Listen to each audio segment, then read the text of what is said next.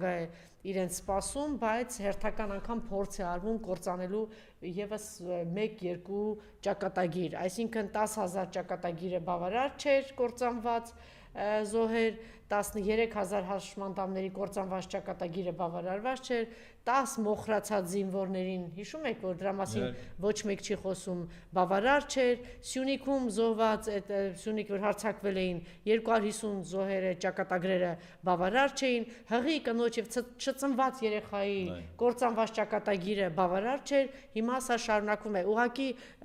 գիտեք, այս թուրքական քարոզչությունը 20 տարի այնքան հզոր, այնքան ուժեղ աշխատել է, դա չասեք լիբերալ դեմոկրատական ազատ խոսք այնքան ուժեղ է աշխատել, որ հիմա ինչ որ պրիվետ, չգիտեմ, պատահական, ասենք ինչ որ բանով եւ դրա համար էլ ինքը նաեւ պատասխանա տվեց Տիկնապահը, որ միջև մա պրիվետ են ասում մի